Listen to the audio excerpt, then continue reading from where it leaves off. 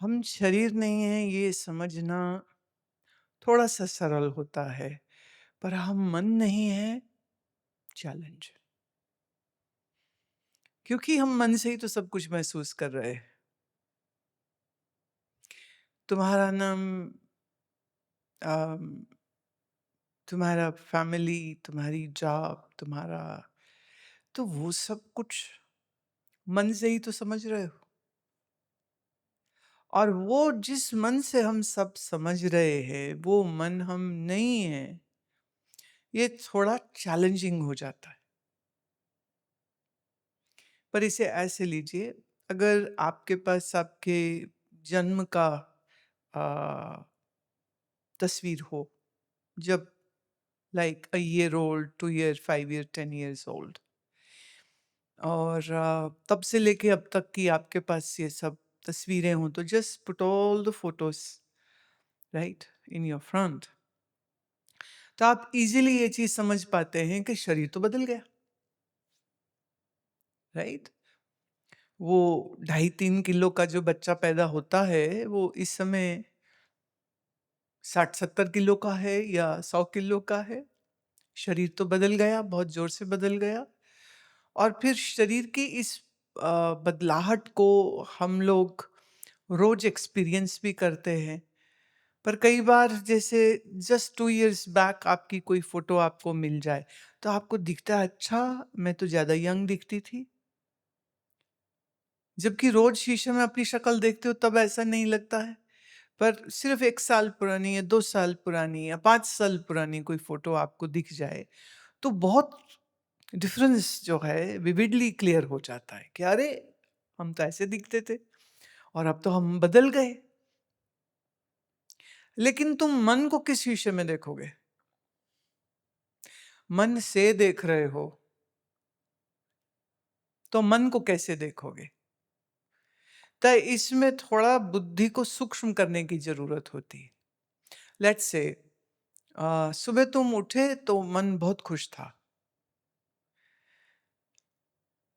फिर दोपहर आते आते कहो कि हम नहीं मिल पाए तुमको, टीचर्स का मीटिंग था तुम उसमें नहीं आ पाए, तो तुम्हारा मन दुखी हो गया कि ले, मैं इतनी दूर से आई हूँ और मुझे तो अंदर ले लेना चाहिए था, ये मुझे अंदर क्यों नहीं लिया। मन ने मान लो एक विचार ऐसा किया, मन दुखी हो गया। फिर अब शाम को आप मिल लिए तो मन फिर से खुश हो गया। तो मन के 3 रंग आपको दिख गए। राइट, बीच में कोई ऐसा टाइम भी रहा होगा जब कंफ्यूजन थी, या माइंड ब्लैंक था, या बच्ची की याद आ रही थी अपनी बेटी की, या क्योंकि अमेरिका से आए हो तो जेट लैग्ड हो, तो मे बी जेट लैग ने ना अजीब सी वो न सोए में न जागे में बंदा हो जाता है। राइट, तो मन के ये कलर्स भी तो चेंज हुए ना। तो जब मन सुखी था तब ये बात मन ने जानी या मैंने जानी? मन के पास मैं हूं। जैसे मेरे सामने शरीर है ऐसे ही मेरे सामने मन भी है। तो मन सुखी था, मैंने ये जाना। फिर सुख चला गया, माइंड ब्लैंक हो गया, वो भी आपने जाना। फिर मन उदास हो गया, आपने ये जाना। फिर मन वापस खुश हो गया, ये भी आपने जाना। फिर खुशी चली गई, फिर किसी बात पे बड़ा एक्साइटेड हो गया। फिर मन ने कहा बहुत गर्मी है, बहुत गर्मी है, मैं अमेरिका में बहुत अच्छा था, ये वेदर बहुत इट्स नॉट कंड्यूसिव, शरीर को उतना अच्छा डिस्कम्फर्ट लग रहा है। अब मन ने फिर एक रंग बदल लिया। तो जब सुख दुख ब्लैंकनेस परेशानी आई, वो भी तुमने जानी। और जब वो फीलिंग चली गई, अब जब सुखी है तो ऐसा तो नहीं ना कि 24 आवर मन सुखी रहता है, दुखी हो जाए तो भी 24 आवर। अच्छा यहाँ चलक तुम देखो, अगर किसी के डेथ हो गई घर में, रो रहे हैं रो रहे हैं रो रहे हैं रो रहे हैं, अचानक से किसी ने कहा वो याद है जब हम इकट्ठे हरिद्वार गए थे, तो उन यादों को याद करते हुए हंस भी पड़े। और हम वहाँ गंगा जी में नहाए थे, फिर हमने आम खाए थे, फिर हमने ढाबे में खाना खाया था, फिर ये याद आई बात, फिर वो बात याद आई, तो हंसने लग गए। और फिर थोड़ी देर में अब वो चला गया, अब वो हमारा प्यारा चला गया, मन फिर वापस दुखी हो गया। तो मन ने दुख देखा कि मैंने दुख देखा? देखने वाला दिखने वाली से अलग होता है। जैसे ये फूल अलग है, इसलिए हम इस फूल को देख सकते हैं। मान लो कोई फूल बिल्कुल ऐसे आंख के ऊपर रख दे तो क्या आंख फूल को देख सकती है? तो फूल को एक डिस्टेंस पे रखना पड़ेगा। अच्छा, इस फूल को लेके कोई आश्रम के मेन गेट पे ही चला जाए तो क्या दिखेगा? तो इतना दूर भी ना चला जाए कि रेंज से बाहर हो जाए और इतना भी नजदीक ना आ जाए। तो एक डिस्टेंस रखते हुए हम जैसे फूल को देख पाते हैं, इसी तरह तुम्हारा और मन का एक डिस्टेंस है, इसलिए तो मन दिख रहा है कि अभी मन खुश है, अभी नहीं खुश है, अभी दुखी है, अभी नहीं दुखी है। आपके किसी प्रियजन की मृत्यु हुई हो तो आपका मन कितना शोक में चला जाता है, पूरी दुनिया बुरी लगती है, कुछ अच्छा नहीं लगता है। फिर थोड़े समय बाद धीरे धीरे मन नॉर्मल हो जाता है, फिर कम रोता है। फिर 2-3 साल बीत जाएं तो फिर उसकी डेथ एनिवर्सरी पे याद करते कि अच्छा, आज के दिन हमारा वो प्रिय जो संबंधी था या दोस्त था, आज के दिन मरा था। 5 साल 10 साल बीत जाएं, फिर तो किस दिन मरा था वो तारीख भी भूल जाती। राइट? जैसे मैं तुमको कहूं तुम्हारी परदादी किस दिन मरी थी, you don't even know. Right? आपके मतलब मौसी के काका का लड़का या लड़की के घर में क्या हुआ था, तो आपको कोई इतनी दूर रिश्तेदारी की तो बात ही पता नहीं चलती है। तो हमारी जो रिलेटिविटी है वो बहुत क्लोज सर्कल में होती है। जैसे ऑफिस के कलीग्स होंगे, अमेरिका तुम्हारे नेबर्स होंगे, तुम्हारी बेटी के स्कूल के जो पेरेंट्स हैं, टीचर्स हैं, तो उनसे थोड़ी सी ज़्यादा होगी। लेकिन आपकी जानकारी में लोग होना एक चीज़ होती है, लेकिन सुख दुख का संबंध जिससे होना ये बिल्कुल दूसरी बात होती। राइट? तो हमारी जहाँ मन की अटैचमेंट ज़्यादा होती है वहाँ दुख सुख ज़्यादा जोर से लगता है। अब परदादी को अगर देखा नहीं तो क्या रिलेट करोगे? हम ये भी भूल जाते हैं कि परदादा नहीं होते तो दादा नहीं होते, दादा नहीं होते तो तुम्हारे पिताजी नहीं होते, पिताजी नहीं होते तो तुम नहीं होती। तो एक्चुअली हमारे सारे ancestors in a way are living in our body with the genealogy which we have is coming from our ancestors. और भारत एक पुरातन देश है। भारत की तरह ही जो ओरिजिनल अमेरिका के नेटिव्स हैं वो भी, इवन ऑस्ट्रेलिया के नेटिव्स वो भी अपने एंसेस्टर्स को बहुत याद करते हैं। मैं इंडोनेशिया में थी कई साल पहले। हालांकि बहुत बड़ी संख्या वहाँ मुस्लिम हो चुकी है, लेकिन वो अपने एंसेस्टर्स के साथ रिश्ता आज भी बना के रखे और कहते हैं कि हमारे पूर्वज हिंदू थे। हाँ, और इसलिए वो जो कनेक्टिविटी, जो रिलेटिविटी हिंदू धर्म से है या देवी देवताओं से है या अपने पूर्वजों को याद करने की है, तो ये इन सब कम्युनिटीज में हमको आज भी दिखाई देती। तो जैसे हम हमारे शरीर का जो जीन है वो कहाँ से आ रहा है, बहुत पीछे तो नहीं जाते, लेकिन कहीं ना कहीं तो हमको पता रहता है कि हमारे दादा ये थे, नाना ये थे, नानी ये थी। वो जो शरीर की कंडीशनिंग है, ऐसे ही हमारे मन की भी कंडीशनिंग है। पर हमारा मन किन से रिलेट कर पाएगा? चाचा से, काका से, मामा से, बुआ से, गुजराती में बोलते फुई से, है ना?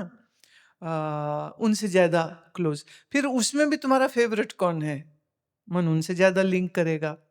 और अगर कहें सबसे ज्यादा फेवरेट कौन है, तो फिर तुम्हारी बेटी आ जाएगी या तुम्हारा हस्बैंड आ जाएगा। फिर उसमें तुम्हारी मम्मी भी थोड़ी दूर हो जाएगी। बेटी ज्यादा प्यारी, हस्बैंड ज्यादा प्यारा।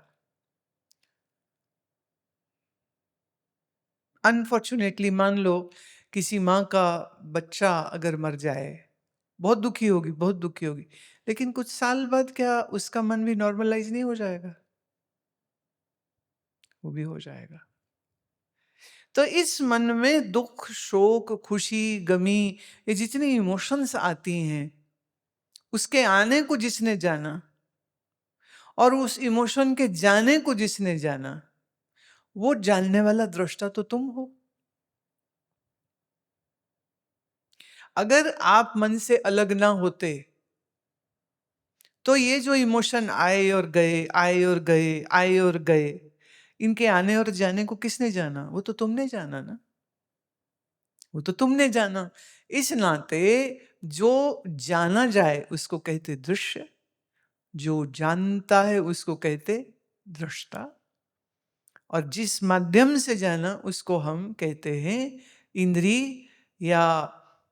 अच्छा, तुम्हारी आंख में कोई तकलीफ है, ये कैसे जाना? मन से। I am making it little simpler for you. आंख में, कान में, पैर में कोई दर्द है अगर, कैसे जाना? मन से। तो मन के साधन के बगैर शरीर की तकलीफ को आप जान नहीं सकेंगे, राइट? अच्छा, अब मैं पूछती हूं, मन को कैसे जाना कि मन में सुख है या दुख है? उसके बीच में मीडियम कौन है?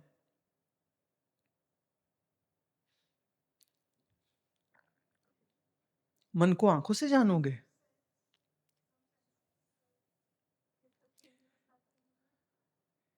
No no no no no. मन में सुख आया, ये कैसे जाना? किस ज्ञान इंद्री से जाना? हाँ, अब मन के अंदर सुख आया, तो सुख क्या कोई रंग है जिसको तुम आंखों से देख सकते हो? ये सुख कोई शब्द है जिसको तुम कान से सुन सकते? ये सुख कोई खुशबू है जिसको तुम नाक से सूंघ सकते थे? ये खुशबू कोई स्वाद है जिसको तुम जीभ से चख सकते थे? क्या ये सुख या दुख को हम छू के जान सकते हैं कि मन में सुख है या नहीं है? तो एक्चुअली ज्ञान इंद्रियों का तो कोई काम ही नहीं है उसमें, राइट? और शरीर का भी कोई काम नहीं है। तो मन में जो सुख आया वो कैसे जाना? डायरेक्ट मैंने जाना। मैं जो मन से अलग, मन का साक्षी, मन का दृष्टा हूं, मैं मन के अंदर आए सुख को, दुख को, शोक को, खुशी को, गमी को मैं डायरेक्ट जानता हूं। तो मन मेरा दृश्य है और मैं इस मन का दृष्टा हूं। समझ रही जो मैं बात बोल रही हूं? आपने स्वप्न देखा, स्वप्न को आपने किसी इंद्री के जरिए देखा? नहीं, वहां तो इंद्रियां थी नहीं। पर स्वप्न में जो कुछ देखा, जो कुछ हुआ, वो कैसे जाना? किसने जाना? वो मैं साक्षी डायरेक्ट उसको देखता। सही। अच्छा, गहरी नींद में आप हैं, आप सो गए, गहरी नींद में हो, जहां ये खबर नहीं है कि तुम गन्नौर में हो, कि तुम किस शहर में हो अमेरिका में? मैरीलैंड। तुम मैरीलैंड में हो कि तुम गन्नौर में हो? गहरी नींद में कुछ पता रहता है? कल रात सोई कुछ पता रहा कि कहाँ है कहाँ नहीं है? तो नींद में मन भी नहीं है, नींद में बुद्धि भी नहीं है, पर नींद हुई है, फिर कैसे जाना? इसको हम कहते साक्षी भाष्य। क्या बोलते? भाष्य मतलब जैसे हम अंधेरे कमरे में, अंधेरी जगह में जाएं और टॉर्च से रोशनी करें, तो वो रोशनी को जहां जहां हम डालेंगे वहां वहां की चीज दिख जाएगी। तो इसे हम कहेंगे टॉर्च रोशनी भाष्य। भाष्य मैंने through which we can see, right? अब जो बाहर की चीजों को हम टॉर्च की रोशनी से देखते हैं, ऐसे मन के अंदर क्या होता है ये कैसे देखते हैं? तो मैं हूं साक्षी स्वरूप और मैंने जाना मन के अंदर क्या हुआ, तो इसलिए इसको हम कहते हैं साक्षी भाष्य।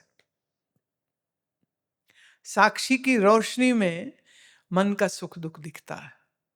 और तो गहरी नींद हो रही है, ये कैसे जाना?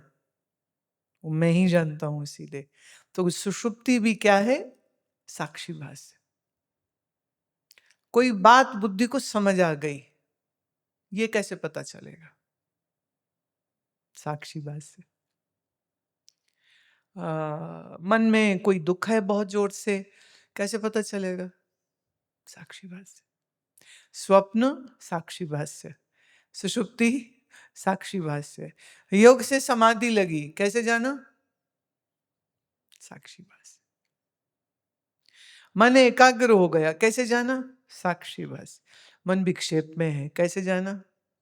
जैसे आम दुनिया में क्या होता है ना, मन तो दुखी है पर मुंह पे स्माइल होती है।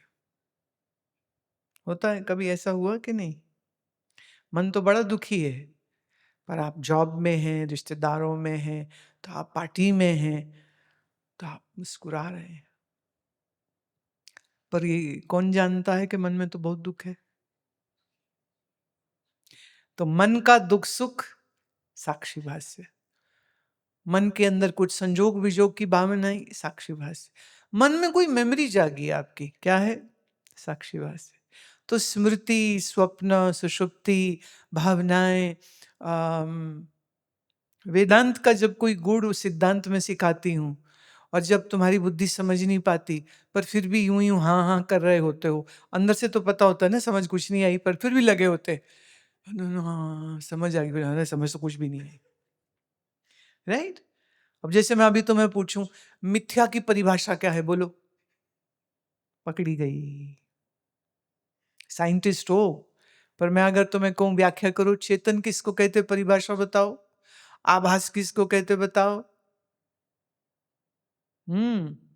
अध्यास किसको कहते, बताओ। मुश्किल हो जाएगी ना। तो ये मुश्किल किसको पड़ रही है? तुम्हारी मन को। तुम्हारे मन की स्मृति में आ नहीं रहा है, और तुम्हारे मन की स्मृति में नहीं आ रहा है, ये किसको पता है? मन को, मुझको। इसलिए मन साक्षी भाष्य।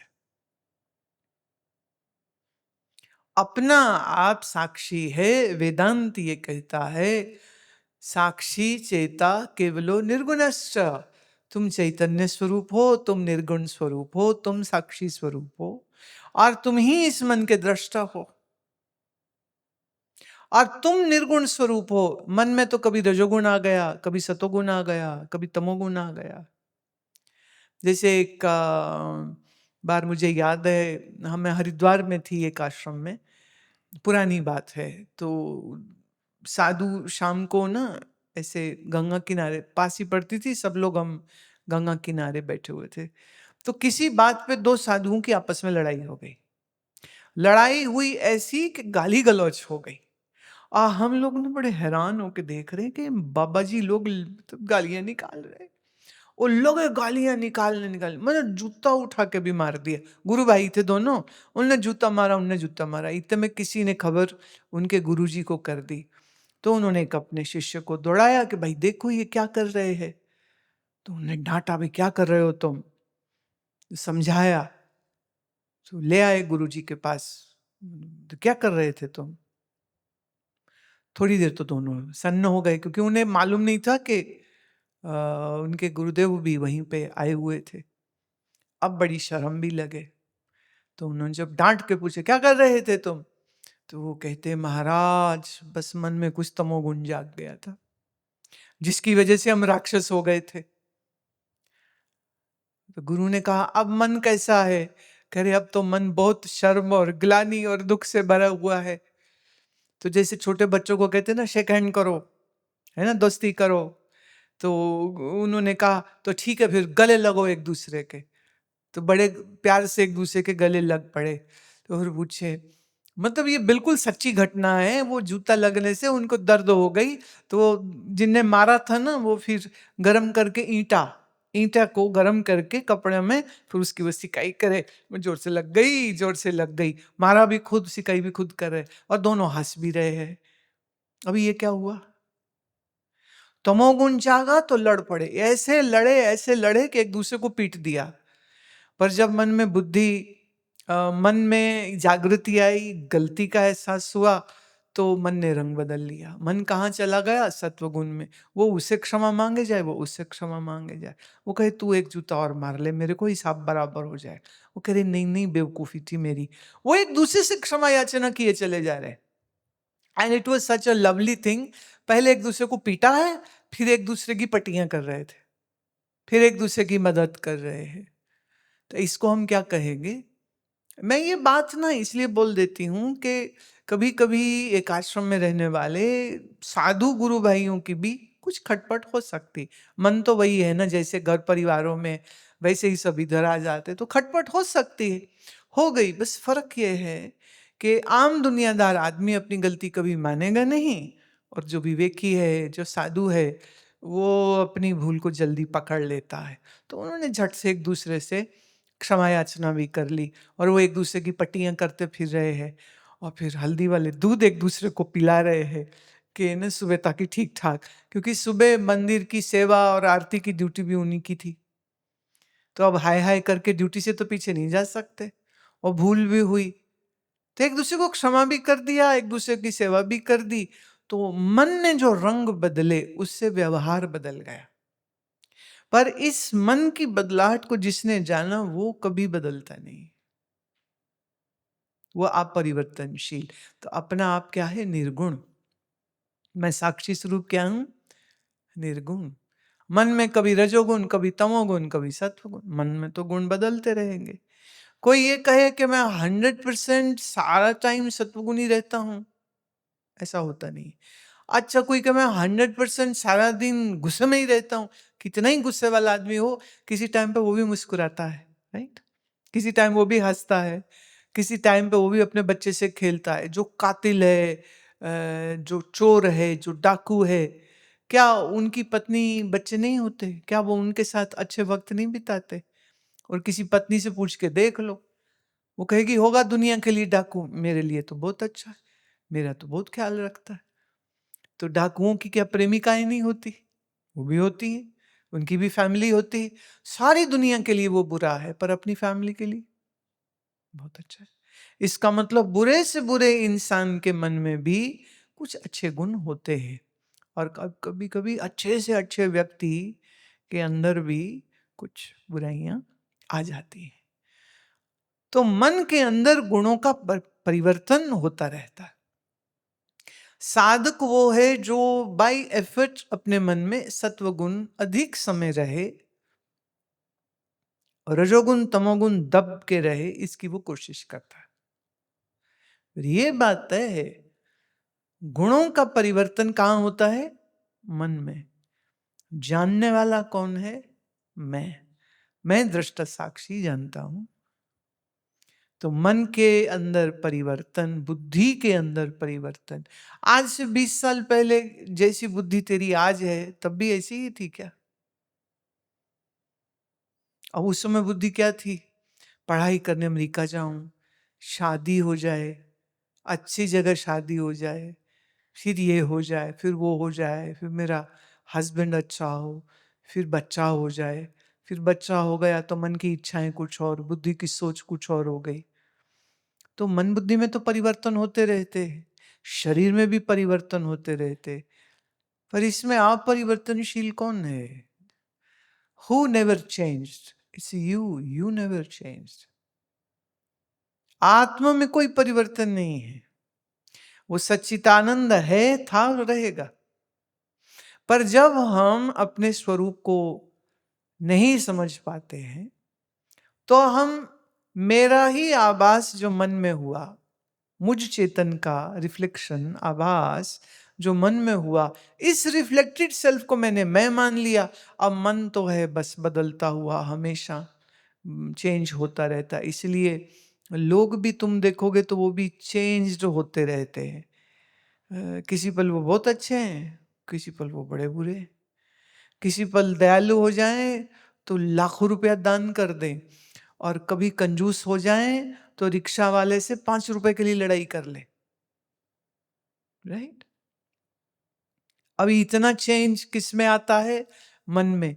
पर मन के साथ अगर अध्यास बना है, माने मन में आभासित मैं का अगर स्वरूप हमने सच यही मान लिया, तो जैसे मन बदलता है फिर ऐसे मैं बदलता रहता है। तो जो मन का मूड वो फिर तुम्हारा मूड हो जाएगा।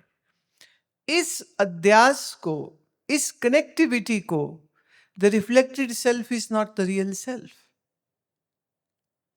इस बात को समझने के लिए बार बार मनन से, एग्जाम्पल से, बार बार वेदांत के सूत्रों को पढ़ने से और फिर उस पर मनन करने से ज्यों ज्यों वो अंदर क्लैरिटी आती जाती है। वो एकदम से नहीं आती। मैं साक्षी हूं, मैं साक्षी आभास नहीं हूं, ये समझना थोड़ा सा चैलेंजिंग हो जाता है। पर फिर जैसे जैसे मनन, जैसे जैसे हम इसके ऊपर बार बार चिंतन करते हैं। अब चिंतन कैसे करेंगे? ऑफ कोर्स बुद्धि से करेंगे। शरीर तो जड़ है, इंद्रियां भी जड़ है, और मैं आत्मस्वरूप तो ज्ञान स्वरूप है, उसमें तो कोई चिंतन हो नहीं सकता। तो चिंतन कहाँ होगा? बुद्धि में। तो ये बुद्धि को हम प्रज्ञा वाली बुद्धि बनाते हैं। तो वेदांत वचन का वैराग्य से मन का कलर अच्छा रखते हुए, सात्विकी रखते हुए जब हम इसके ऊपर विचार करते हैं, तो धीरे धीरे ये स्पष्ट होता है, जो बदल जाए वो मैं नहीं हूं, जो गुणों के प्रभाव में बदल जाए वो मैं नहीं हूं, और जो मैं है वो कभी बदलता नहीं है। और जो तुम्हारा वास्तविक मैं है वो परिचिन्न भी नहीं है, वो अपरिचिन्न है। अभी तो इस देह इंद्रिय मन बुद्धि से भिन्न मैं कैसे हूं, अभी तो यही समझ लग जाए तो बड़ी बात हो जाएगी। But finally the reality is this, कि ये जो तुम साक्षी स्वरूप हो, यही साक्षी ब्रह्म है, यही साक्षी व्यापक भी है। इसलिए आत्मा प्लूरल नहीं है, आभास प्लूरल। चंद्रमा बहुत नहीं होते, पर एक ही चंद्रमा के अरबों रिफ्लेक्शंस, आभास हो सकते हैं। मन अरबों खरबों है। मैं कल पढ़ रही थी तो भारत की संख्या, जनसंख्या अभी 1 अरब 50 करोड़ हो गई। How many bodies, how many minds. हर मन में एक मैं हूं का एहसास है। तो इसलिए लोगों को लगता है कि आत्माएं भी बहुत सारी होती होंगी। अभी वो बात अलग है, आत्मा और जीव का और ब्रह्म का स्वरूप क्या है, भेद क्या है, ये सिवाय उपनिषद के और किसी भी धर्म ग्रंथ में भी तुमको, सो कॉल्ड किसी भी मजहबी ग्रंथ में ये विचार नहीं मिलने वाला। ये ख्याल रखना, जो मजहबी हैं, जो सांप्रदायिक लोग हैं, उनकी धर्म की किताबों में ये चीजें नहीं मिलने वाली। ये सिर्फ आपको वेदांत कहाँ मिलेगा? ये आपको सिर्फ सनातन धर्म में मिलेगा, वेद में मिलेगा, हाँ, ब्रह्म सूत्र में मिलेगा, गीता में मिलेगा। सो भाग्यशाली हैं वो लोग जो गीता पढ़ते और समझते हैं। भाग्यशाली हैं वो लोग जो आदि शंकर के दिए हुए प्रस्थान त्रयी को, ब्रह्म सूत्र, भगवत गीता और प्रकरण ग्रंथ जो, हाँ, जो उसका विचार करते हैं तो वही समझ पाते हैं ऐसे ऐसे ऐसे ऐसे।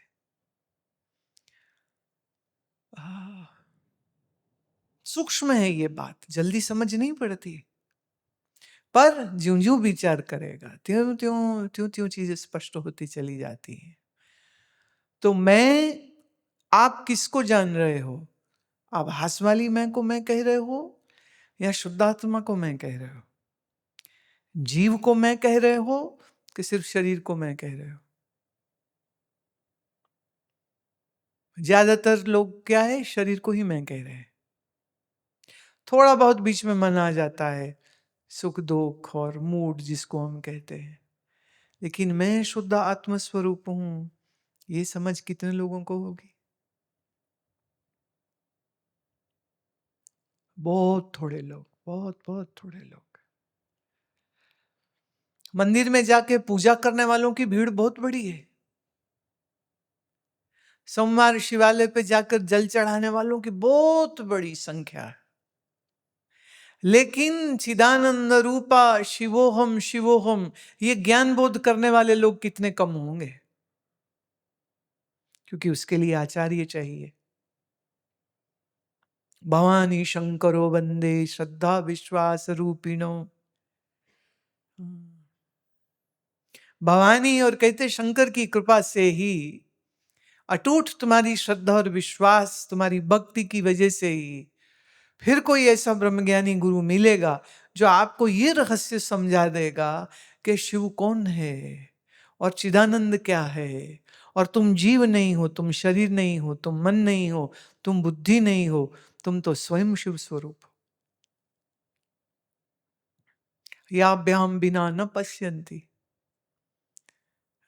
ये कृपा दृष्टि जब तक ना मिले, जब तक ज्ञानी गुरु ना मिले, तब तक ये रहस्य खुलता ही नहीं है।